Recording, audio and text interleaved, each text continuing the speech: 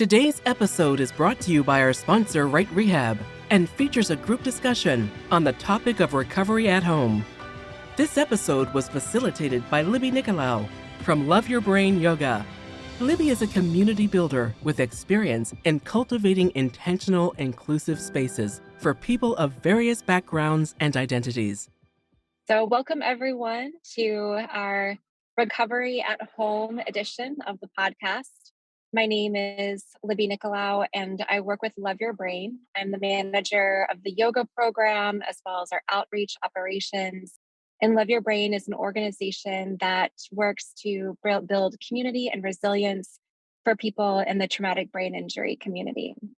And I'm excited to be in conversation today with Krystal, Vijaya, Eric, to talk more about recovery at home and to learn more about their specialties and advice and insights that they bring to this discipline. So I'd love to go around, and if each of you could share your first name and your area of expertise just to kind of introduce yourself. Hi, my name is Krystal Merrells. I am a dietitian, and I've also had multiple concussions, which is how I got into doing nutrition for concussion and brain injury. And so my area of expertise is really looking at how can we make the nutrition therapy for concussion and brain injury accommodating to the lived experience of brain injury. And if there's any way to make nutrition fun and kind, I am all there for it. Thank you so much. Vijaya, and I apologize if I'm mispronouncing your name. That's good. Yeah, thank you. Thank you, Libby. My name is Vijaya.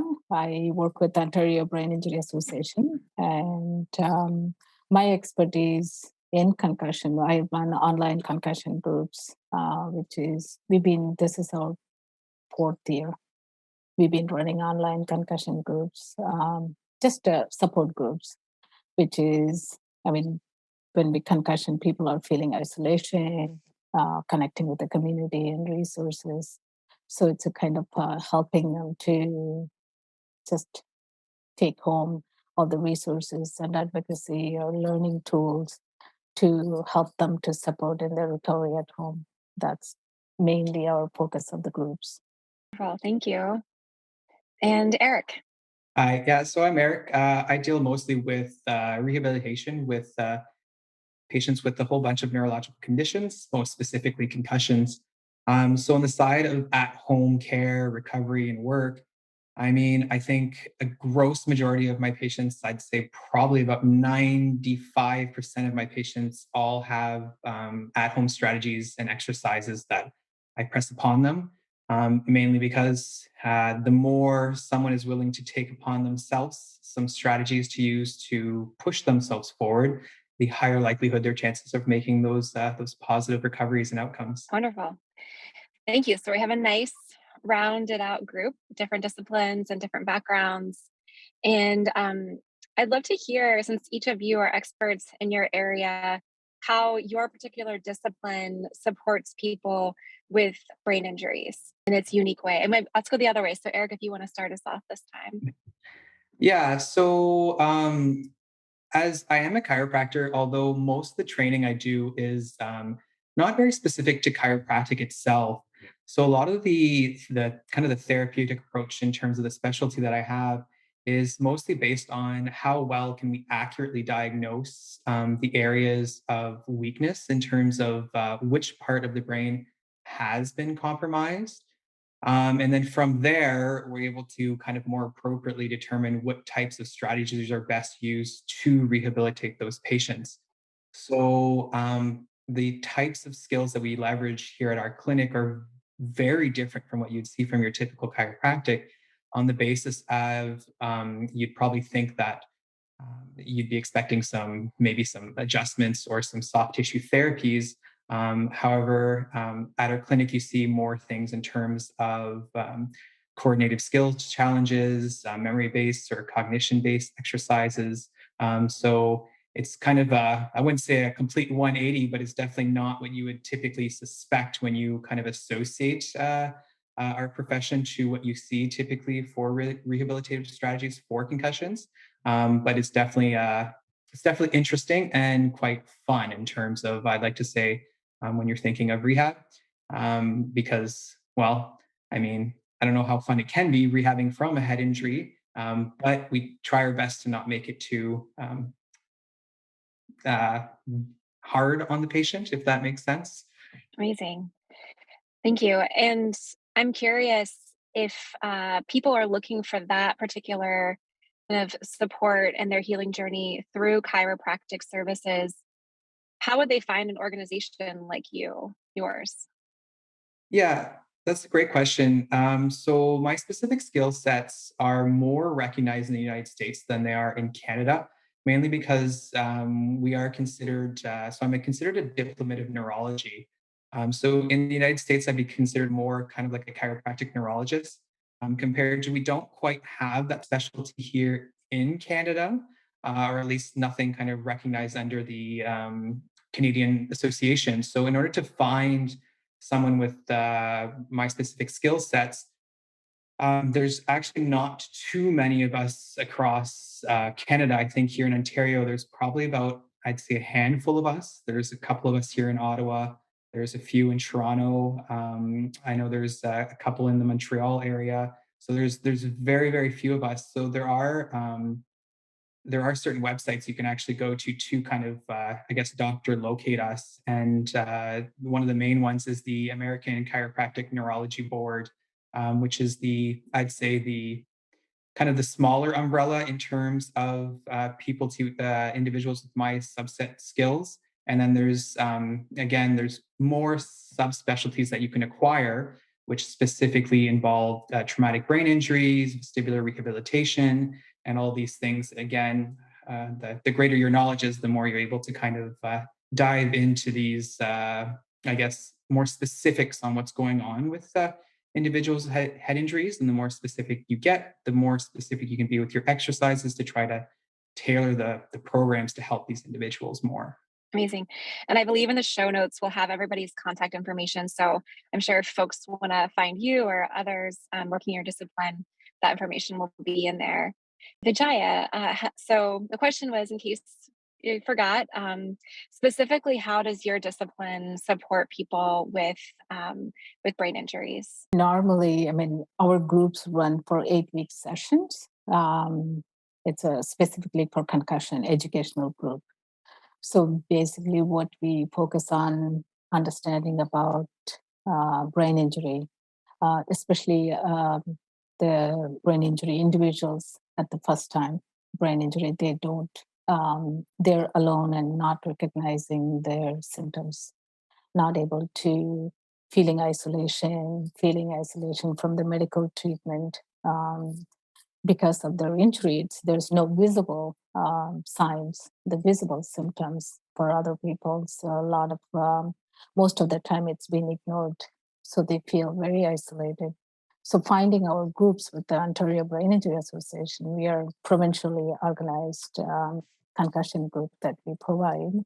We focus on education, understanding about concussion, and learning about some strategies, learning about pacing and planning and pacing strategies at home, how to manage their symptoms, how to recognize their symptoms, and focusing also more holistically. What we focus on about their cognition, the behavioral changes, modification, and emotion regulations, focusing on understanding about emotions. How do we recognize our emotions? How do we learn some strategies to manage those emotions? And every week we focus on very specific topic for next 8 weeks. It can be a self-compassion 1 week.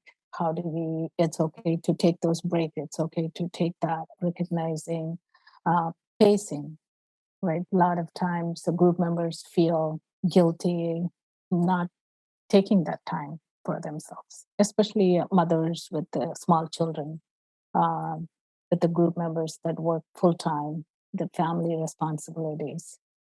So what happens with the no self-compassion, we kind of provide that skills and the strategies, recognize that self-compassion work, recognizing, providing self-care strategies. So that's our main focus for 8 weeks. At the end of the section 8, it is about taking the skills and strategies and not feeling they're not alone in the community, taking that education piece to manage their symptoms. And after the 8 weeks, do folks, can they come back for another 8 weeks, or what is the next step for folks? Yeah, right now our our funding is only a one-time participation, but we do have a CBT anxiety group, which focuses on more about emotions. So they can come back to our CBT groups for next following 8 weeks. But we do have other groups, other support programs, which is a peer support program, which they can continue to have that peer support across Ontario if they like to continue it. Okay, amazing. Yeah, that sounds like you pack a lot into that 8 weeks, and really your group really does sound like it is intended to set people up for that home care, that self kind of independent care. So that sounds really great. Krystal, how does your discipline really specifically support brain injuries? A number of my clients who come to me, they might be struggling with meal planning because of cognitive issues after the concussion, or low energy. Because of that, they might not be able to eat enough or get to the grocery store and be able to stay there long enough to choose the foods. Decision making around food can be very, very challenging. And then a number of people come to me also with digestive issues that accompany the concussion or brain injury. And that has maybe led them to have ups and downs with their ability to eat, and concerns about certain foods. And this can really limit a person even more during a time when life is quite limited by the injury. And so where my role comes in is about helping someone to really be able to make those food decisions with foods that are going to help in their recovery, to help them with those simple steps to get back to meal planning, to help them navigate the grocery store, and then to do the assessment of the gut issues they're having, and what course of action and strategies might best help their gut feel better and them feel better and them be able to eat better. And so, yeah, also along with the emotional and mental health side of things, there are a number of people who may be turning to food to cope, which isn't always a bad thing, but isn't always something we want to do either. And so part of my role is also helping people to understand and what I love about this is where it links and crosses with all the other disciplines too, is understanding the nervous system and how the different states affect a person's ability to eat, to sense hunger, to sense fullness, their drive to eat, and then how to recognize that and then make the food decisions they want to make. So, yeah, overall, I help with all of those kind of challenges so that people have the energy and nutrition they need to be able to get out there and do the rehab and, get better moving forward. Amazing. That sounds so great. And it reminds me, so at Love Your Brain, we do retreats, and we have a chef that's on site for each of those that has brain friendly foods, and just how important that nutrition, that what you put in your body is like your body starts to work with. And so what you're doing is really fantastic as well. Yeah. Yeah, and I that feel like, connection with food, sorry. go ahead. Yeah, and that connection with food, right? I always like to say too, we should be eating at least 3 times a day. that's 3 times a day we get to have a connection with something. And the way we connect with our food can also be very healing. So yeah, that's cool that that there's a chef with those retreats. I'm sure that is super fun. And I'm sure we would all love a chef on hand or need. Definitely. Thank you for that. Yeah, mindful eating. That's what that reminds me of. Just having that time with your food to really experience it can go a long way. I wanted to circle back, Eric. I was curious with chiropractic work, with the take home part or the kind of recovery at home part. Do you give your patients exercises or stuff to take home with them? Like, how does that carry over? Yeah, so definitely give a lot of exercises. Um, in terms of what kind of exercises, there it definitely crosses a lot of I like to say spectrums. So there's always some nutritional advice that we give them. Of course, it's not going to probably compare as much to the how much emphasis or how much depth that Krystal's going into things, being her specialty and all. But there's always certain recommendations that we need to make in terms of nutrition. Just because any healthy cell, in terms of function, there's three main components you always have to think about, which the three are oxygen, glucose, and activation. So making sure that that nutritional component is always well filled is a must for our patients. So we always have to make sure that we really emphasize that in terms of one, making sure they are eating, two, making sure they're eating actually nutritious food, and three, helping them out if they are having some more of those difficulties with they just can't eat or problems with regards to what they're eating. So that's definitely one aspect of things that we often touch on. But in terms of therapeutic interventions themselves, it can be anywhere from exercises where they're playing with the ball on the wall, exercises where they're following targets with their eyes. So sometimes you do a simple exercise, kind of like it's called a gaze stability exercise, where essentially you would be staring at your thumb and moving your head in a kind of a lateral motion like this while your eyes are trying to maintain a fixation on your thumb. So there's definitely different types of therapeutic exercises that we perform with them in office. And then once we see that they're doing them appropriately, we get them to kind of continue those at home. With small repetitions of these exercises, we can plasticize those brain centers a little more and facilitate improvements within those fields. So there's kind of exercises like that with the thumb where you're kind of doing motions with either your head or your eyes.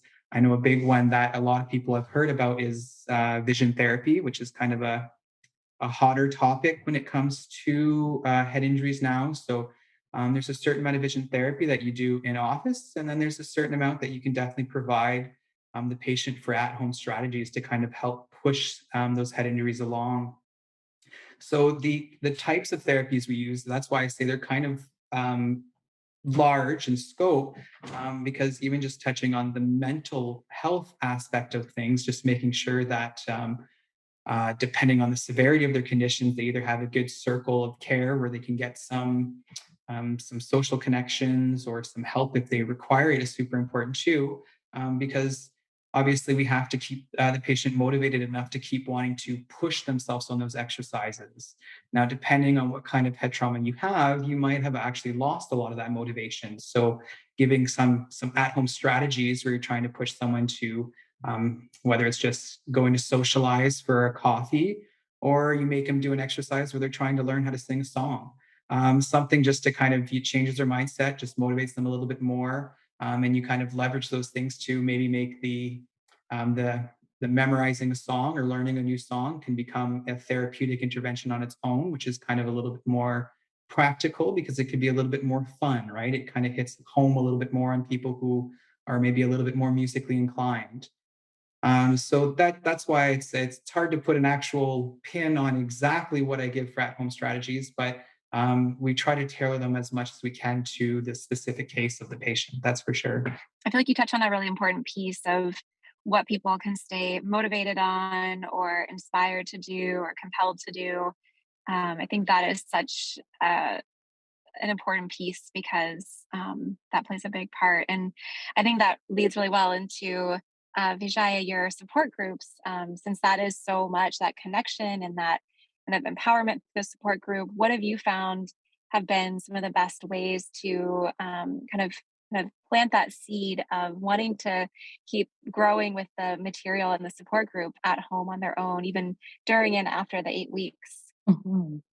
I mean, we usually what we do is a planning and pacing strategies we focus on. This is where our clients from the group members, a lot of group members expect that planning and pacing helped me a lot when I go home, and we kind of create a journaling. Just I mean, everyone comes from as a brain injury is a spectrum. Everyone needs an individual treatment plan or managing symptoms, but we follow general guidelines of planning and pacing, so they can create their own journals and keep track of recognizing their symptoms, recognizing their intensity, and writing them down so that they can follow planning and pacing strategy according with their symptoms intense level. So they bring it back the following week. Oh, that helped greatly if I notice, if I pay attention to my symptoms. Right. That's keeping a journal is very important in a planning and pacing. So the group members do really appreciate and follow that. But however, there is a challenge, big challenge to maintain that planning and pacing. Yeah, I was at another brain injury symposium, and there was a woman who said that specifically does her specialty is journaling and writing for brain injury healing, and I also am a big believer in journaling, and just feel it is a very potent tool. So that's great. Can you tell us more about planning? And you had two P's, and it sounds like it's like a thing. So I'd love to hear a little bit more about that. Mhm. Planning and pacing. Yeah. I mean, it's the planning and pacing is how what we do is we follow concussion treatment presentations about it's a concussion treatment clinic in London, Ontario, St. Joe's concussion program. That's what the presentation we reference it most of the time. It's about pacing it. It's not about being quiet, taking rest, and actively participating, shifting the brain from one activity to another activity. If there is a physical activity, then we can shift it to something to rest and listen to music. Um, it's pacing is basically it's not to go to sleep. It's about actively participating with a different activity. So that's what the planning and pacing is. We shift. So it's a great strategies for group members find it helpful in their recovery. Sounds like that would pair really well with Eric's take home stuff as well, of that intuition or that self awareness of when to maybe shift exercises or to take us to slow down, and then when to come back up. So that's great. If someone was able to work with all three of you, they would be in such good hands. With experience helping thousands of people through their rehabilitation, Right Rehab is Ontario's rehabilitation expert for brain injury and spinal cord trauma patients and their caregivers. Right Rehab's focus is to connect you to highly trained rehabilitation therapists, personal support workers, and behavior therapists that will help you mentally cope and physically navigate along your recovery journey. They also provide expert caregiver assistance with a clear recovery action for your loved one, as well as educational tools to support you.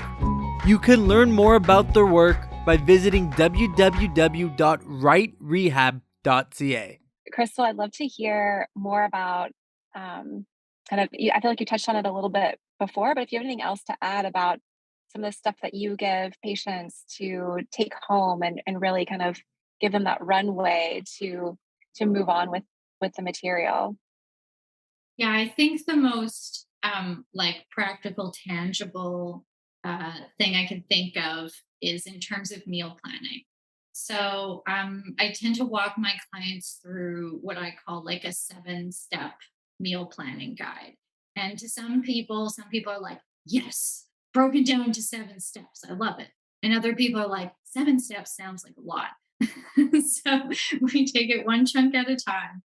And from that, just going along with this train of sort of like journaling, food decisions and deciding what to eat is a very common challenge amongst my clients.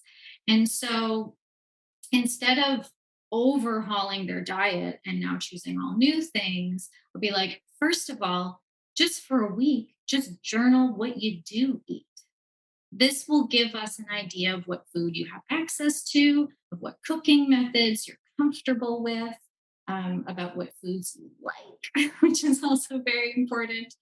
And then from there, once we have that sort of foundational list, now we're going to try to flesh it out and be like, okay, during the week, you're going to have some hard days. So let's call that, your emergency food days. What are your emergency foods that even if you have like 2 appointments and maybe your lawyer calls, you're not going to be able to do anything else that day? What's like the one meal you can put in your body regardless? And then there are other days of the week where you're going to have a bit more bandwidth. And maybe that's the day that we now try to push the boundary, just a bit. So is there one of these recipes that we can modify? Do you want to try one of these other recipes that we've talked about? Or maybe it's a traditional family food. I've had clients who, jumping off of the motivation theme, where for them getting motivated to cook again, part of that was like, I haven't made this traditional food that my family typically eats in a long time, and I want to try to do that.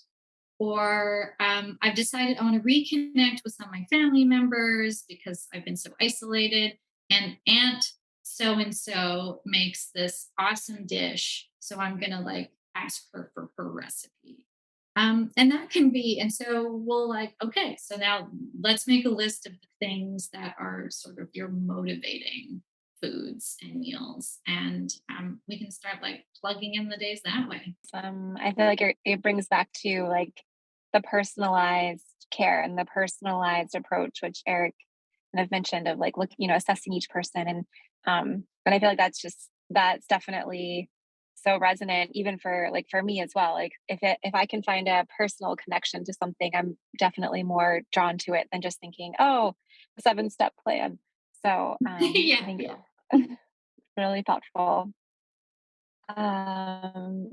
Amazing. Well, so within all of that, within these kind of ways of helping people through this, supporting people with at-home care, and some solutions that you found to these challenges, or maybe you want to offer up for someone else to provide a solution if they found one for your challenge. The most challenge that I find it from the group members is some of the group members are working, right? It is the working that they need to work full time. They need to meet their necessities, basic paying bills, and at the same time with the concussion symptoms. I mean, if I can give any homework and recognizing, planning and paying attention to symptoms, but if they need to meet their employment, that becomes a very challenge. That becomes a very challenge all day working in a work environment, coming home. Their symptom levels are so high and intense. And some of the group members do have small children, and they come home still after all day working and coming home with the taking care of children. Caring for children is another big challenge. By the time they go to sleep, I mean, they're highly symptomatic and they wouldn't be able to sleep, right? There's a sleep disturbance, and that makes us anxiety, and that makes us depression. Everything is increases in their life. It becomes very challenging. Their lifestyle, it becomes a challenge in their own lives. Yeah, that's the most challenge that I notice in a group members. I mean, it's not easy, especially with the small children and caring. Yeah, that's so real. These ways of caring for ourselves do not exist in a vacuum. So I appreciate you bringing that in, and really the reality of how to fit these practices in with day-to-day life, which day-to-day life, especially with the pandemic, has a lot of different variables that we're juggling. And I'm guessing that the solution for that is probably the planning and pacing and the compassion practices to Yeah. kind of to still have that grace for oneself. Yeah. I mean, that's where we bring in self-compassion focus. I mean, it's allowing yourself, taking the time, not feeling guilty about taking that break, especially. Self-compassion it's very important in the recovery. Yeah, thank you for that. Eric, any challenges and solutions that you can Yeah. So I definitely agree with the work being a very, very big challenge for most. With regards to a lot of our patients, it's kind of funny because I find it's a little bit of a double-edged uh, blade with regards to work because uh, oddly enough, when you're trying to help someone who has a head injury, if they can be well rested and not working, their chances for recovery definitely go up. But of course, that's definitely not possible for everyone, right? In terms of financial stresses. So it's kind of sometimes it's one of the biggest hurdles or obstacles for people in their recovery. And sometimes people, it's definitely not as much of a hurdle where they get to take that time off of work and really focus on getting themselves better. So I kind of you see both ends of the spectrum for sure. Another I find obstacle, if you would, that I commonly see with a lot of my patients is the aspect of just maintaining motivation. So a lot of patients, it's months or years, or it's definitely extended time frames that they're dealing with their head injuries. So a lot of people lose motivation after a certain amount of time. So kind of bringing back circle to the whole pacing the individual definitely is a good aspect in terms of trying to, I guess, find a solution for it. So one of the things that we always do is we try to schedule our patients within a certain time frame that puts a certain amount of accountability on them. Not that we want to stress them, but you want to try to give just enough stress so that individuals still have that motivation to, I can still do this, I can still attain these goals. There's motivation and there's a little bit of an accountability at the end of it, knowing that someone's going to be kind of overlooking them again and saying, I'm kind of watching to see if you're doing your exercises, if you're pushing yourself the way you should be doing those things. One of the ways we also like to kind of help with the motivational factor is when we originally see head injury patients, we take a lot of statistical data on them. So we'll have values, and from these values, we can kind of ascertain or set goals for the patient to be able to see, am I making progress? Are things changing? And that in of itself gives that motivational factor. So if they kind of know, they're like, okay, well, if I have to reach a reaction time of minimum 200 milliseconds, and they're sitting at around 400. Well, that's kind of sometimes it's a data that kind of like we touched at the starting that they maybe haven't seen since they've been on their journey for head injury. So that kind of gives them a little bit of motivation towards being like, okay, so if I do these exercises at home, if I push myself, I should see these numbers or these values progress in a positive way.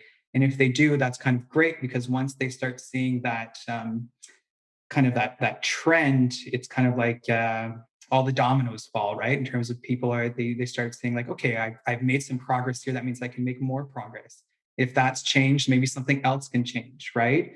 So that's one way where we like to kind of or try to work with the patient in terms of showing them maybe things have been like this for quite some time now, but now we see some numbers, we see some goals, we have some objective things that we can kind of follow.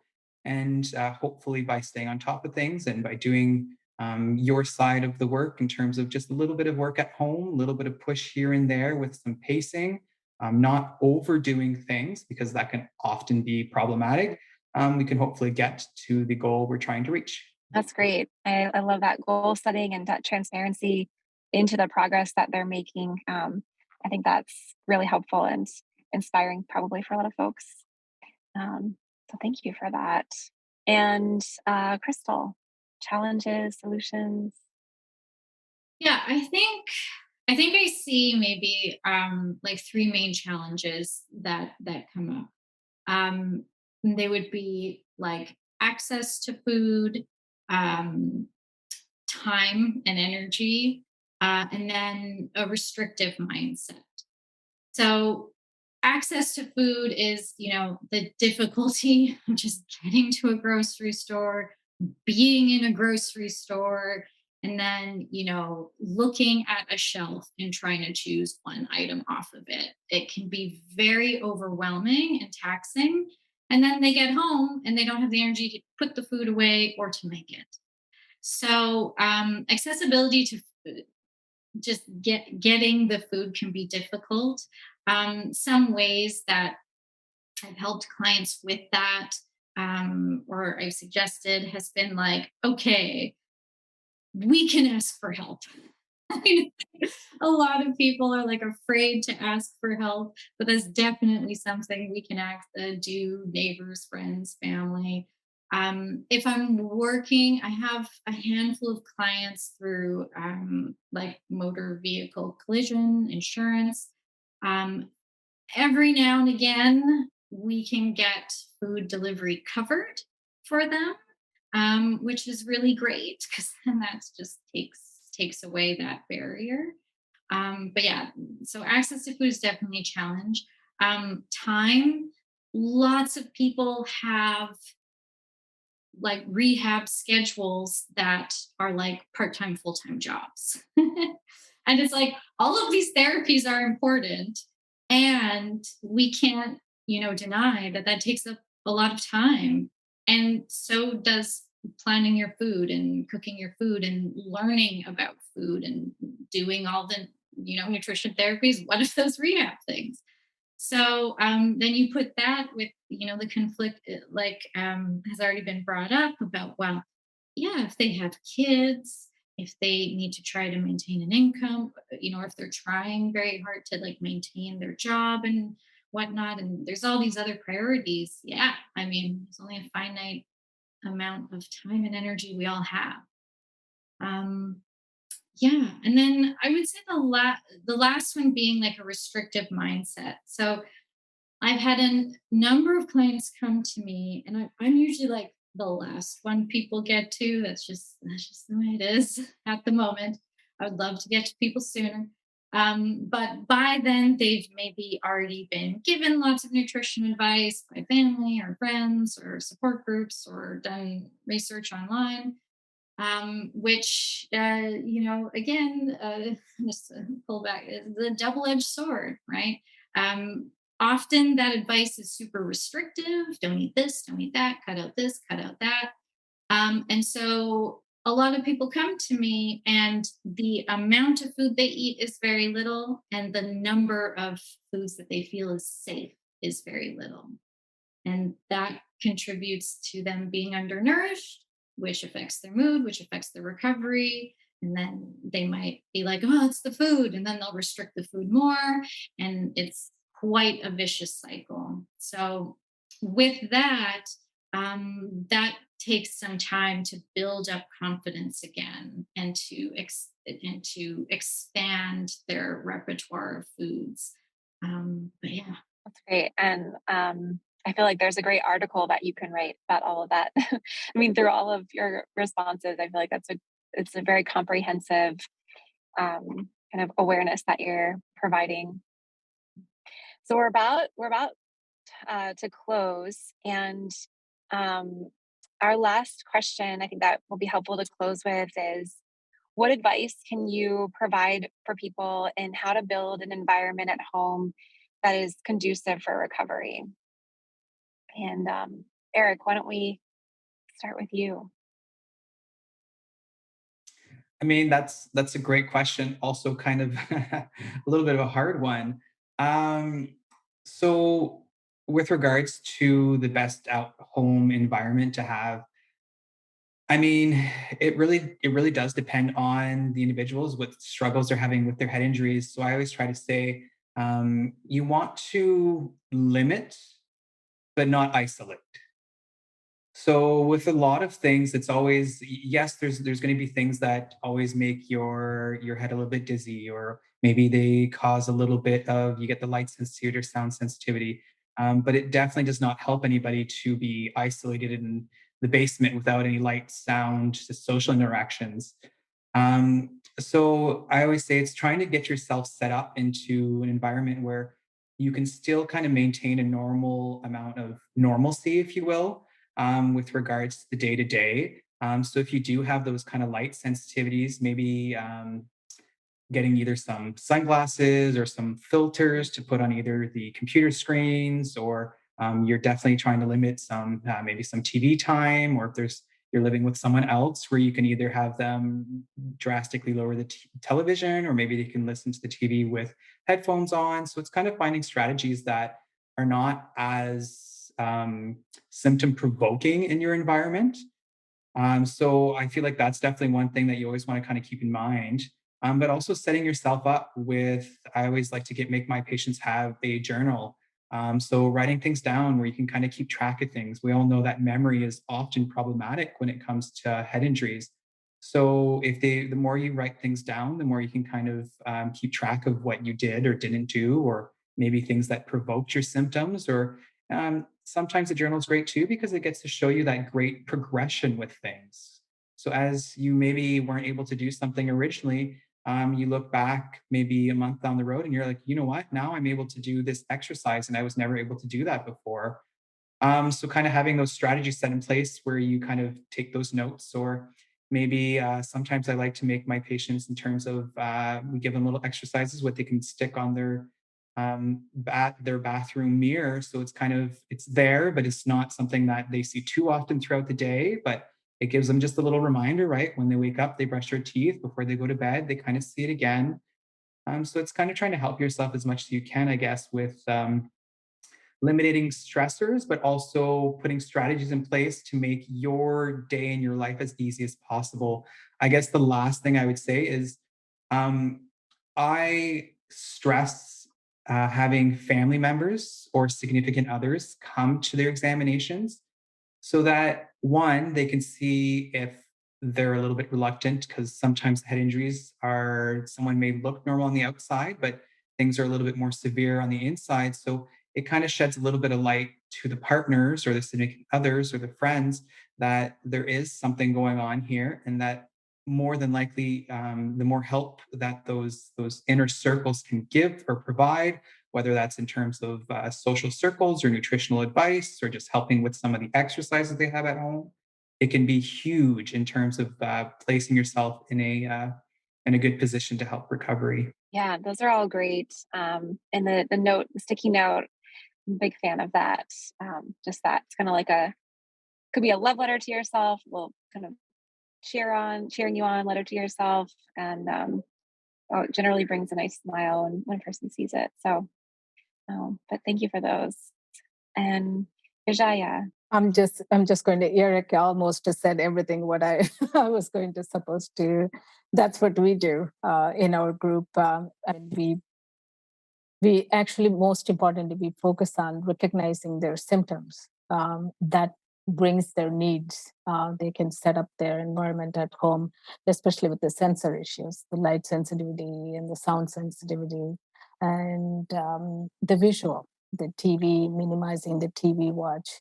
If they have a sun's light coming in, making sure that they have minimizing some curtains on the window, just giving them that strategies, being mindful, being aware of their sensor issues, the minimizing the less sensors, it helps them in their recovery. The most is we every day we in a group we practice mindfulness that actually brings them to grounding and being mindful with their sensors, and it helps them to every day to maintain at least a recovery in a holistic way. Yeah, a lot of grounding exercises and practices. Thank you. And I think it's what you're both sharing also is a great reminder of sometimes we need that extra reminder of, oh, I could turn the lights down, or I could maybe even buy new blinds, or just close the blinds at a certain time of day, or dim the screen. So sometimes those things that are readily available need that little reminder, or it helpful to have that little reminder. And then Krystal, why don't you, love to hear from you? Yeah, I guess like on a very like tactile, practical food level, supporting someone's environment is obviously going to be having food around that you like and that's good for you. And so here, going back to before, like asking for help in terms of getting access to that food and preparing food also provides that social connection that was brought up as well. As well as I know I've had some people say to me that, because it's like, well, I'll buy the food, but then it'll go bad in my fridge because I won't use it, because I won't feel good. Yeah, you can buy frozen, you can buy canned. Have some of those things on hand and ready for those days when you just really can't. And, having some of those easily accessible foods are going to be great. But yeah, I totally also just want to echo like having a friend, a family member, like join you for your appointments, support you in that way. But yeah, it's as kind of Eric mentioned, it's a tricky one. And I think if we really do want to see change, like changing the environment is often a better strategy, or could be a better strategy than trying to change one habit. And so I don't know. It's tough. And I also just want to acknowledge that, just at least in terms of food, when we talk about building an environment, I have to acknowledge the fact that it's not just the environment in the home. All nutrition would be so much easier if people did have easier access to affordable food. I don't know about you, but have you looked at the food cost of food lately? It is it's like it's soaring, and that is so challenging. So I feel like part of my job, there's the part that I do with my clients, but there's the advocacy piece that I just, when I can, just get on my little pedestal and be like, whatever we can do to make food more affordable and make, just different foods more accessible. Let's do that. Yeah, that sounds like a great topic for the next podcast. I think that's like there's a lot there, and it's so important to touch on. So thank you for bringing it in. Well, that rounds out our time today. And I'm just so grateful for each of you and the wisdom you share, the knowledge. I hope that I know other folks are going to get a lot out of this, and that your information will be in the show notes so that they can also look you up and, if possible, perhaps connect with you. And the next podcast will be a discussion on accommodating concussion, a teacher's perspective. And it's going to be facilitated by Stephanie McFarland, an occupational therapist with Holland Bloorview Kids Rehabilitation Hospital. So for all those listening, please tune back in for the next one. And thank you for joining us today with this great group.